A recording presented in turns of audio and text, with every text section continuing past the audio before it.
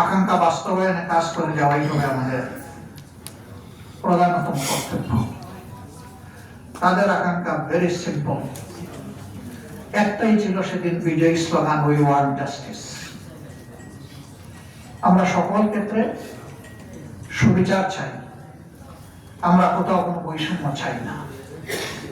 স্বজন প্রীতি, দল প্রীতি, গোষ্ঠী প্রীতি, ব্যক্তি প্রীতি, আত্মপ্রীতি, এই যুব সমাজ এটা দেখতে চায় না।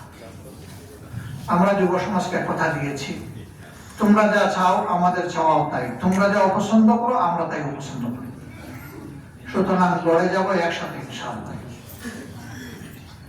আর যুবকরা যে সমাজে সিদ্ধান্ত নেয় এই সমাজ পরিবর্তন হতে বাধ্য হয়। এমনকি নবী করিম সাল্লাল্লাহু আলাইহি সাল্লামের আন্দোলন কিন্তু যুব সমাজের ঘাড়ে ভর করেই সফল হয়েছে।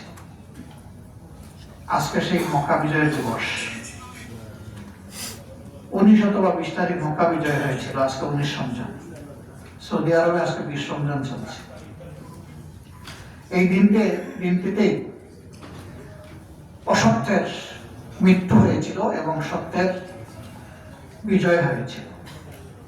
জাল হক ওয়া যাহাকাল বাতিল ইন্নাল বাতিলা কানা যাহুকা। হুদায়বিয়া সন্ধির সময় আয়াত নাযিল হয়েছিল, ইন্না ফাতাহনা লাকা ফাতহান মুবিন। নিশ্চয়ই আল্লাহ আপনাকে সুস্পষ্ট বিজয় দান করেছেন। মুমিনরা বুঝতেই পারছিলেন না এই বিজয়টা কিভাবে। সন্ধিটা কার্যত দৃশ্যমান ছিল অপমানজনক মুসলমানদের জন্য। একতরফা ফেভারিজম ছিল মক্কাবাসী কুরাইশদের। এই সন্ধির পরে সাহাবীদের কেউ কেউ আবেগে, কষ্টে, যন্ত্রণায় মাটিতে পড়ে কেঁদে কেঁদে গোড়াগড়িও দিয়েছে। এটা মেনে নিতে পারছিলেন না, তারা বুঝতে পারেননি বিজয়ের সুসংবাদটা কিভাবে আসে। কিন্তু না, 2 বছর অপেক্ষা করতে হয়। ওই মক্কার সাথে আর সন্ধি চুক্তিরও দরকার হয়। ওটা মক্কা আবাদ হওয়ার মাধ্যমে জাজিরাতুল আরব আবাদ হয়ে গিয়েছিল। বাংলাদেশও আবাদ হবে ইনশাআল্লাহ। ভালো মানুষের জন্য হবে, ভালো মানুষ গড়ার জন্য হবে। আজকে বিদগ্ধ রাজনীতিবিদ জীবনের একটা গুরুত্বপূর্ণ অধ্যায়ে তিনি চলে এসেছেন।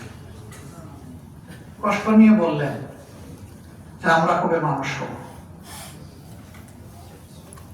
জীবনে খুব বেশি সিনেমা দেখার সুযোগ আমার হয়নি।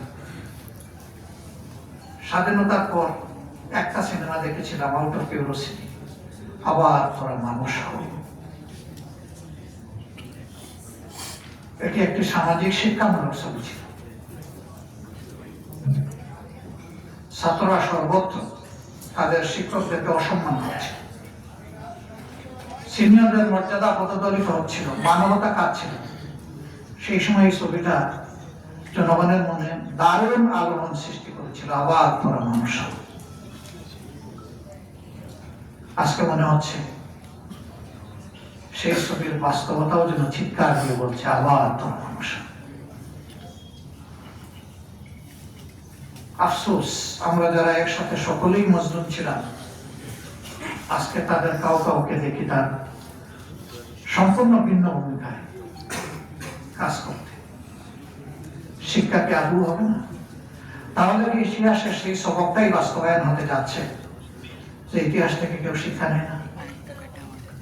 কিন্তু ইতিহাস কাউকে ছেড়ে কথা